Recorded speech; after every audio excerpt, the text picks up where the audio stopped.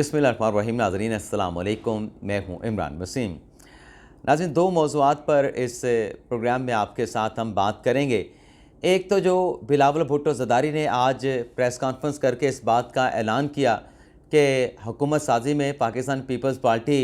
मुस्लिम नवाज़ और मुस्लिम नवाज़ के जो वज़ारत उज़्मा के कैंडिडेट होंगे उनको सपोर्ट करेंगे, मुस्लिम नवाज़ की हमायत करेंगे। लेकिन साथ ही बिलावल ज़रदारी ने यह भी कहा कि जो पाकिस्तान पीपल्स पार्टी है वो मुस्लिम नवाज़ की हुकूमत में वज़ारतों में शामिल नहीं होगी। तो आप नाज़रीन को ये बताएंगे कि बिलावल ज़रदारी साहब ने जो ऐलान किया, क्या ये पाकिस्तान पीपल्स पार्टी का हतमी ऐलान है, फ़ाइनल ऐलान है, इसमें किसी किस्म की तब्दीली हो सकती है, और अगर तब्दीली हो सकती है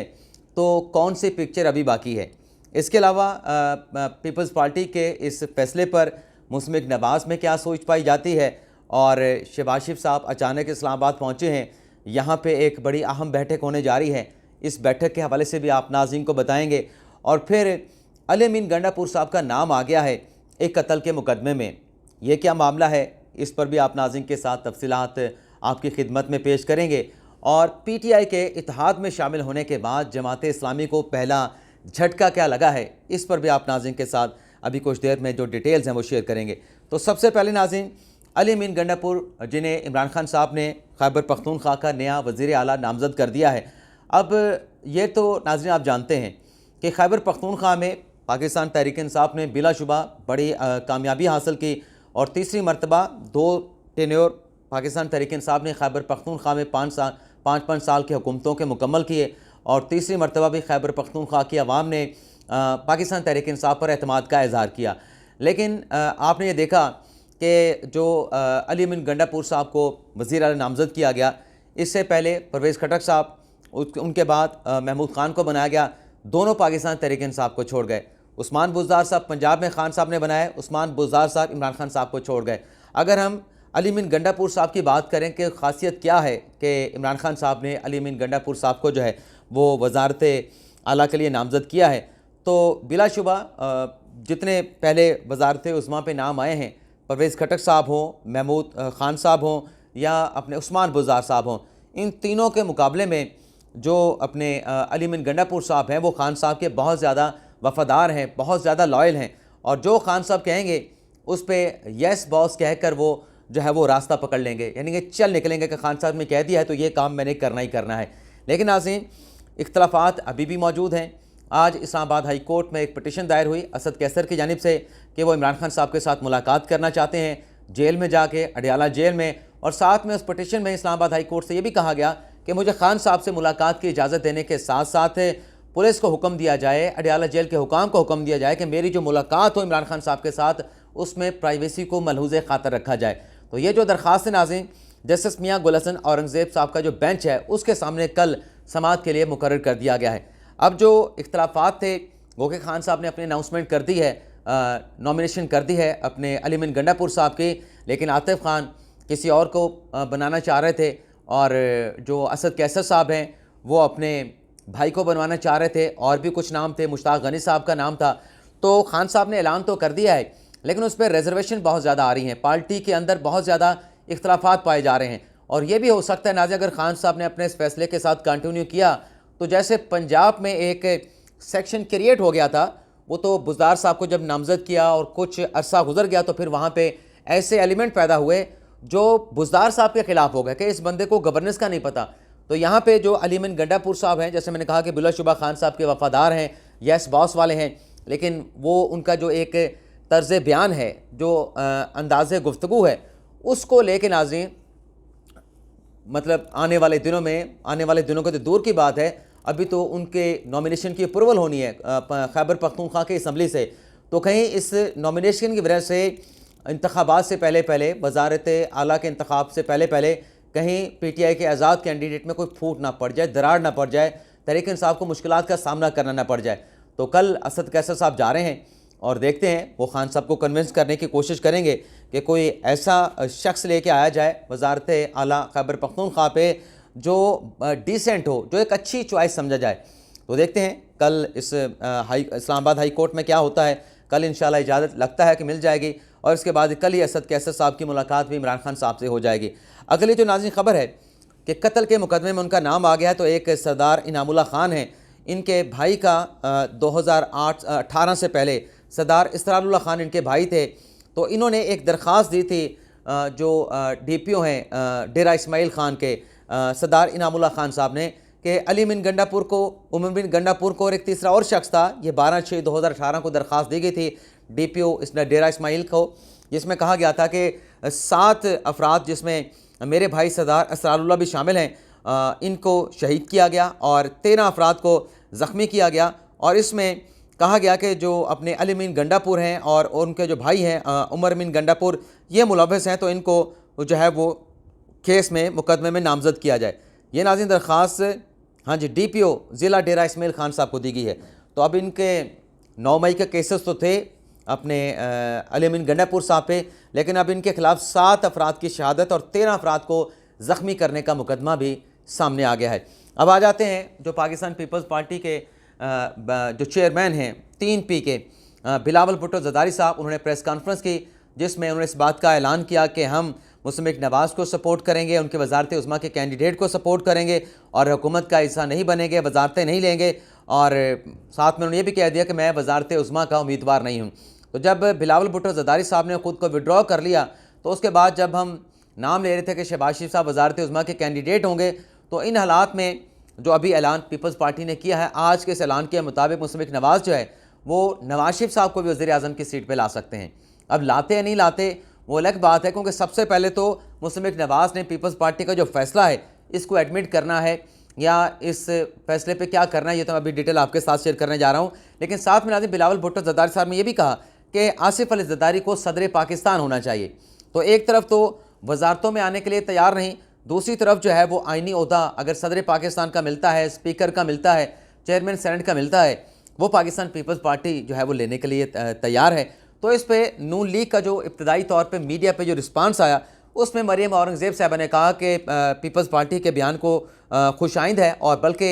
शहबाज शरीफ साहब ने भी रब्ता किया आसिफ अली ज़रदारी साहब से, बिलावल भुट्टो ज़रदारी साहब से, उनका शुक्रिया अदा किया मुस्लिम नवाज़ को सपोर्ट करने पे, अपनी हिमायत का ऐलान करने पे। लेकिन आज एक खबर जो आपके साथ हम शेयर करने जा रहे हैं कि पाकिस्तान पीपल्स पार्टी ने जहां ये ऐलान किया है कि वो मुस्लिम नवाज़ को सपोर्ट करेंगे, वहीं पीपल्स पार्टी ने दीगर सियासी जमातों के साथ रवाबत के हवाले से एक 6 रुकनी कमेटी तश्कील दी है, जिसमें कमरुज़्ज़मान कारा हैं, मुराद अली शाह हैं, सनाउल्लाह ज़ेहरी साहब हैं, सईद गनी हैं, नईम अफजल चंद हैं, शुजा खान हैं। अब यह कमेटी सियासी जमातों के साथ जो है वो मुलाकात करके जो एक हीट का माहौल है उसको कम करने की कोशिश करेंगे। लेकिन आज इस ऐलान को मुस्लिम नवाज़ ने अपना खुशाइंद तो करार दिया, अप्रिशिएट तो किया, लेकिन अंदर की अगर हम बात करें मुस्लिम नवाज़ की या शरीफ ख़ानदान की, तो इस फैसले को कोई ज़्यादा अच्छी निगाह से इसलिए नहीं देखा गया क्योंकि मुस्लिम नवाज़ में सोच पाई जा रही है कि इन हालात में अगर सारी ज़िम्मेदारी हमारे ऊपर आने हैं, मुश्किल मुआशी क्राइसिस का जो है वो मुल्क और रियासत को सामना है, तो क्या इन तमाम मुश्किल हालात की ज़िम्मेदारी पहले भी जो पॉलिटिकल एसेट है मुस्लिम नवाज़ ने उसको सेक्रीफाइस किया और अब भी क्या ये सिर्फ कुर्बानी, ये जो सारा मलबा है जो माजी की हुकूमतों का किया हुआ है, क्या ये मुस्लिम नवाज़ पे डाला जाएगा? तो इस सिलसिले में नाज़रीन आपको बताते चलें कि अगर तो यही ऑफ़र है, ये तो ऑफ़र मुस्लिम नवाज़ एक्सेप्ट नहीं करने जा रही, लेकिन ये ज़रूर है कि मुज़ाकरात का एक और राउंड होगा। जो बात राब्ता हुआ है शहबाज शरीफ साहब का ज़रदारी साहब से, बिलावल साहब से, और उसके साथ साथ नाज़रीन आज मुस्लिम काफ की भी बड़ी अहम मीटिंग चल रही है और काफ लीग भी अहम प्रेस कॉन्फ्रेंस करने जा रही है। लेकिन इस सारी डेवलपमेंट के बाद जो बिलावल भुट्टो ज़रदारी ने अनाउंसमेंट की, उसके बाद शहबाज शरीफ ने बैप पार्टी के जो सदर हैं खालिद मकसी के साथ रब्ता किया है और इम्कान है कि इम्कान नहीं बल्कि आपको ख़बर दे रहे हैं कि मुस्लिम काफ का जो इस्लामाबाद में ऑफिस है वहाँ पे एक अहम बैठक जो है वो मुनक्कद की गई है और उस बैठक में शहबाज शरीफ साहब जो हैं वो इस्लामाबाद पहुंचने वाले हैं, या जब आप व्लॉग देख रहे होंगे पहुंच चुके होंगे, तो शहबाज शरीफ साहब जो हैं वो चौधरी शुजात हुसैन के इस्लामाबाद के जो काफली का ऑफिस है वहाँ पे जाएंगे, घर जाएंगे, और वहाँ पे नाज़रीन मदऊ किया गया है साबिक़ सदर आसिफ अली ज़रदारी को, बिलावल भुट्टो ज़रदारी को, और दीगर सियासी जमातों के जो रहनुमा हैं वो भी वहाँ पर शामिल होंगे और वहाँ पर बैठ के हुकूमत साजी के हवाले से तमाम मामलात को डिस्कस किया जाएगा। और यहीं टेबल पर काफ लीग के यहीं पर यह भी इम्कान ज़रा ज़ाहिर कर रहे हैं कि मुस्लिम नवाज़ की तरफ से शहबाज शरीफ साहब या जो पूरा डेलीगेशन उनके साथ आएगा, पीपल्स पार्टी को कन्विंस करने की कोशिश की जाएगी कि इसमें हुकूमत में शामिल आपने होना भी है और हुकूमत में आपने रिस्पॉन्सिबिलिटी भी लेनी है, वजारतों में भी आना है। ये जो मुल्क को जिन हालात का सामना है, जिन क्राइसिस का सामना है, तो इसमें अकेली जमात के ऊपर ये सारी जिम्मेदारी ना डालें। किसी एक सियासी जमात के जो कंधे हैं वो नातवा हैं, तो लिहाजा तमाम जो सियासी जमातें हैं जो हुकूमत में नून लीग को सपोर्ट कर रही हैं, नून लीग के इत्तेहाद के साथ हैं, वो सारा अपना अपना इस बहरान से पाकिस्तान को निकालने के लिए अपनी ज़िम्मेदारी भी लें और अपना हिस्सा भी डालें। तो ये जो मैंने कहा कि पिक्चर अभी बाकी है, बिलावल साहब ने अभी ऐलान तो कर दिया, तो मुस्तफ़ा नवाज़ जो है इस ऐलान पे नहीं रहेगी, वो निगोशिएशन करेगी, मुज़ाकरात करेगी और मुज़ाकरात में इंडल्ज करके, इन्वॉल्व करके या इंगेज करके वो एक और बेहतर रास्ता इसमें निकालने की कोशिश करेगी ताकि बेहतर तरीके से जो कोलिशन गवर्नमेंट है उसको आगे बढ़ाया जा सके। तो देखते हैं इस सिलसिले में जो है वो क्या फर्दर डेवलपमेंट होती है, तो उसकी तफसीलात चौधरी सालुक हुसैन प्रेस कॉन्फ्रेंस करेंगे। ये जो बैठक इस्लामाबाद में होनी है इसका मुश्तरका इजलास होगा और फिर चौधरी शुजात हुसैन के बेटे चौधरी सालुक हुसैन और दीगर जो सियासी जमात के रहनुमा होंगे उनके साथ बैठ के मुश्तरका प्रेस कॉन्फ्रेंस करेंगे। इसके अलावा नाज़रीन, बलूचिस्तान में हुकूमत का जो मखलूत हुकूमत का बनाने का फ़ैसला किया गया है, जिसमें पीपल्स पार्टी, मौलाना फजल रहमान की जमात और मुस्तफ़ा नवाज़ शामिल होगी। हतमी फार्मूला अभी तय होना बाकी है, लेकिन इम्कान है नाज़रीन कि सरफराज बुगटी साहब बलूचिस्तान के वज़ीर आला होंगे और सनाउल्लाह ज़हरी साहब, अली मदद जतक साहब और जाम कमाल भी जो है वो वजारत जो आला है उसकी दौड़ में शामिल हैं। इसके अलावा नाज़रीन, जमात इस्लामी ने से आज पाकिस्तान तहरीक इंसाफ ने इत्तेहाद का ऐलान किया कि खैबर पख्तूनख्वा में हम जमात इस्लामी के साथ इत्तेहाद करेंगे, मरकज़ और पंजाब में मजलिसुल वहदतुल मुस्लिमीन के साथ हमारा इत्तेहाद होगा। लेकिन आज इस डेवलपमेंट के बाद, इस इत्तेहाद के ऐलान के बाद जमात इस्लामी के रहनुमाओं की तरफ से कहा गया कि अभी तक तो हमारे साथ सिर्फ टेलीफोनिकली रब्ता हुआ है, अगर तो तहरीक इंसाफ में इत्तेहाद बनाना है तो फिर मुज़ाकरात के टेबल पर आके बात करना होगी, टेलीफोनिकली इस तरीके से इत्तेहाद बनते नहीं। लेकिन नाज़रीन, इस अनाउंसमेंट के बाद कि KPK में PTI का इत्तेहाद होगा जमात इस्लामी के साथ, वो जो 2 नशिस्तें 2008 फरवरी 2024 के इलेक्शन में जो चैलेंज हुई थी जमात इस्लामी के 2 लोगों की नुमाइंदगी आई थी नताइज में, तो वो रीकाउंट में दोनों जो नशिस्तें थी KP असम्बली की, वो पाकिस्तान तहरीक इंसाफ ने जीत ली हैं। यानी जमात इस्लामी के 2 लोग आए थे जीत के इंतखाबात के नताइज की रोशनी में, लेकिन वो भी जब रीकाउंट हुआ तो तहरीक इंसाफ के जो है वो उम्मीदवार जीत गए। तो इसके बाद जमात इस्लामी ने तहरीक इंसाफ से कहा है कि फार्म 45 के मुताबिक जीते हमारे लोग हैं, तो लिहाजा आप ये दोनों नशिस्तें हमें वापस कर दें। तो देखते हैं जमात इस्लामी के इस मुतालबे पे पाकिस्तान तहरीक इंसाफ का क्या रिस्पांस आता है। लेकिन 2 लोगों की नुमाइंदगी वाली जमात जिसके साथ तहरीक इंसाफ ने इत्तेहाद बनाने का फ़ैसला किया था, अब उसकी नुमाइंदगी खैबर पख्तूनख्वा की पार्लिमान में नहीं रही। इसके अलावा नाज़रीन, मरियम नवाज़ साहबा जो कि NA 119 से कामयाब हुई थी और पंजाब असम्बली की सीट को रिटेन कर रही हैं, और उनकी जगह पे नाज़रीन जो ख्वाजा साद रफ़ीक साहब हैं जो अपने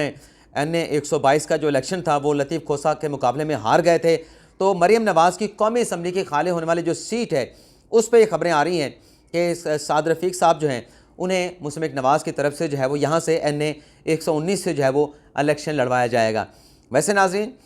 जो मैंने पहले शुरू में बात की कि नवाज शरीफ साहब अब दोबारा से फेवरेट हो सकते हैं, लेकिन हंग पार्लियामेंट है, मुनक़सम मैंडेट है, कोलिशन गवर्नमेंट है, तो ये तो फ़ैसला मुस्तफ़ा नवाज़ ने करना है कि शहबाज शरीफ साहब को सामने लेके आना है, आगे लेके आना है, या फिर नवाज शरीफ साहब को लेके आना है। लेकिन अगर नवाज शरीफ वज़ीर आज़म बनते हैं तो मेरे ख्याल से नून लीग के लिए मुनासिब ही रहेगा कि फिर मरियम नवाज़ साहबा को भी वफाक में लाया जाए, वज़ीर ख़ारजा बना दें, वज़ीर मुमलिकत ख़ारजा बना दें, पंजाब जो है वो पूरा का पूरा फिर शहबाज शरीफ साहब को दे दें, ताकि वो बेहतर तरीके से जो हालात हैं, जो अभी पीपल्स पार्टी का ऐलान है, मुज़ाकरात में चीज़ें बेहतर हो जाएंगी। लेकिन